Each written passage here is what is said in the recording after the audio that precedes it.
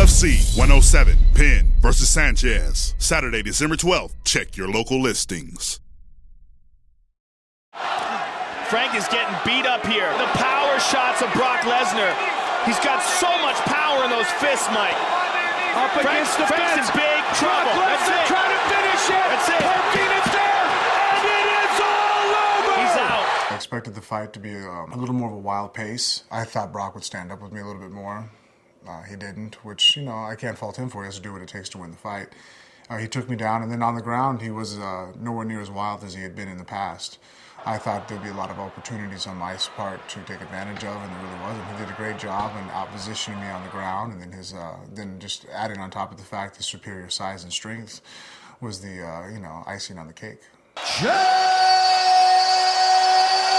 Kongo! Great reach, good right hand, he has sound stand-up with some great knees. Obviously his wrestling is not probably the best wrestling. I think his strength and athleticism helps out a lot in those areas. I think his ground and pound is actually pretty dangerous. I think that it's not given enough credit. I think he's pretty well conditioned. Even when he takes a bad beating, he seems like he still stays in there. In the fight with Cain Velasquez, he was getting mauled for 15 minutes and he didn't really look like he threw in the towel. He just threw very poor technique, had no answer. I don't really have anything to prove by standing up with him, but that's where he could do the most damage in the fight. That's where he's going to feel the most comfortable. That's where his heartbeat will be most relaxed.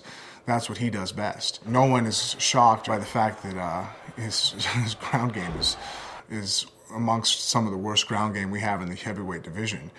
I hope to take advantage of that. I feel that I'm pretty decent on the ground, and I'm looking to make myself even better. If I grab him and get him to the ground, I think that's definitely plays into my advantage to winning the fight, more so than trying to stand up and have a boxing match with him. If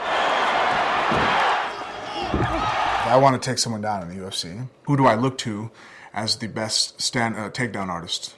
It's Georges St-Pierre. By far has the best takedowns in the UFC. How does he do it? Does he shoot from halfway across the ring? Do you ever see the shot? Never. He strikes with you, just enough for you to think you're in a striking match, and the minute you forget that, oh yeah, there's takedowns still, he takes you down. It's not that his takedowns are the most intricate, crazy takedowns in the world. They're very sharp, very sound, technically perfect, but basic. He just has phenomenal timing. And that's what I look to do in this fight with Cheick Kongo. I go out there and strike with him and look for my opportunity, and when it comes, take advantage of it. Every time he goes to throw a kick, if I catch it and it doesn't knock me out, well, he's going down. That's going to limit a lot of his techniques, and so that's what I look to take advantage of in the fight. Eventually, from in the clinch, we'll get the takedown. Am I going to get it in the first 30 seconds? Probably not. If I force it, that's when I'm going to get hurt. But, it's a 15-minute fight, and I hope to only have to take him down one time, and then that'll be the end of the fight. UFC 107, Penn versus Sanchez. Saturday, December 12th. Check your local listings.